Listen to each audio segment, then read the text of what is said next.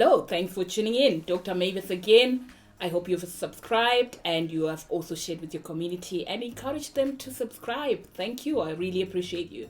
In this episode, I want to talk about emotions around the money cycle. Emotions around the money cycle. What is the money cycle? So the money cycle, you've got a cycle that you're constantly working around or with around money.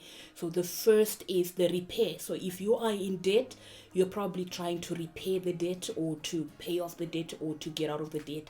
So the repair is an aspect of the financial or the money cycle. And the next one is the earning. Earning, your ability to earn, to increase your earning, how you feel about earning is also an aspect or a dimension of the money cycle.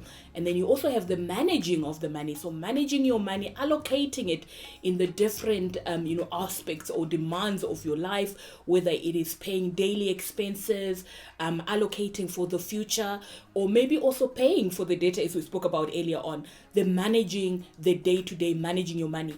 And then the next dimension is the investment.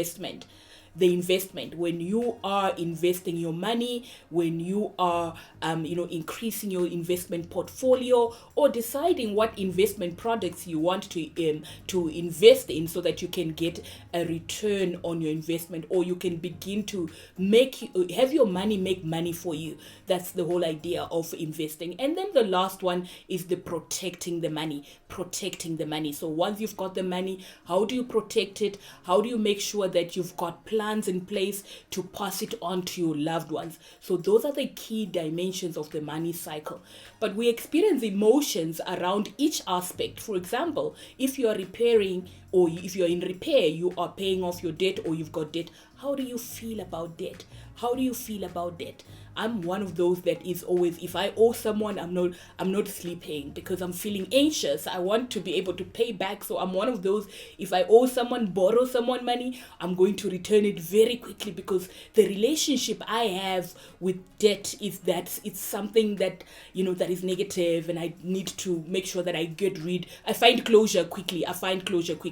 And so the question becomes, what are your dominant emotions? If you have any debt and you're repairing debt, what are your dominant emotions? And remember, not all debt is bad. It can just be a conditioning like mine that is negative, that makes you to believe that debt is something that is negative. But in fact, we've heard about good debt and bad debt. So the question is, how do you feel if you are in repair? If you are repairing, how do you feel? And the next one is earning. Our ability to increase our own earning ability is highly driven by the emotions. Do you feel the confidence? Do you have the ownership to say, I can increase my own earning ability? A lot of the times people don't even determine when they can increase their own earning ability. They wait for the company to give them the increase, or they wait for the union to negotiate an increase for them. And yet, if we take 100% responsibility for increasing our own earning ability, and that then determines the emotions that we feel, because if you haven't taken responsibility for increasing your own earning ability, you're probably blaming someone that they're not giving you a raise, they're not this and that. Yes, if you are in employment, you obviously expect maybe your employer to increase or give you a raise, but you also have the responsibility of finding the places where you can be where you can be given the value that you are worthy, and that you believe you're worthy. Okay, so that is, how do you feel about earning? How do you feel about managing day to day? Do you feel confident that you allocate for the different demands of your life? Or are you constantly in the survival mode where you feel like there's not enough, or you're not allocating enough for the future, or you are spending most of your earnings paying off what you've done in the past, that is the debt that you have? How do you feel about day-to-day financial management?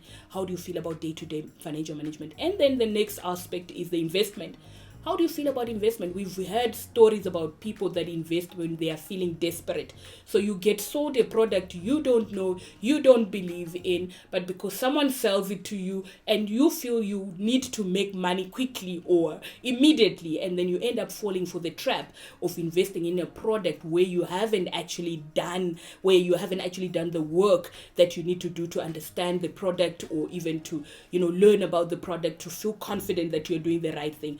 How do you feel about investment. Have you built your own confidence around investment, or you are constantly in an anxious, not sure, not having sufficient information, then you end up feeling negative emotion. And the last one, it's interesting when sometimes you engage with people that are professional and working, and you ask them, do you have a will? And people say, well, I don't have. And the issue is, if I have it, there's a belief that I'm going to die. But yet death is actually inevitable, whether we like it or not.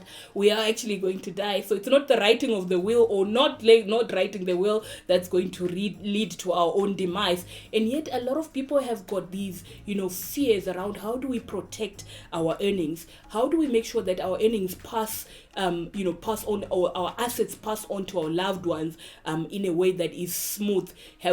Do we have that legacy plan in place, or estate plan in place? A lot of people, because of the feeling like, I'm still around, I'm still here, I don't need to have it here. How do you feel about, what are your dominant emotions around protecting the assets or the money that you have? Do you have the things that are necessary to make sure that you have protected your earning or your income, or that it can pass to your loved ones in a way that is smooth? How do you feel? What are your different emotions for the different dimensions of the money cycle? And sometimes it's very important, because when you know what your dominant emotions are, you can begin to engage with those emotions so that you can find what is the meaning. Why am I feeling the way I'm feeling? So that you can begin to do the work that is necessary if there is need to transform those emotions, because the emotions we feel about money determine the results we create. What did Warren Buffett say? If you can't manage your emotions, you can't manage your money, period. So it's very important that we engage with the money cycle and see the different dimensions and the emotions that they are evoking on us or for us, so that we can begin to manage them. Thanks for tuning in.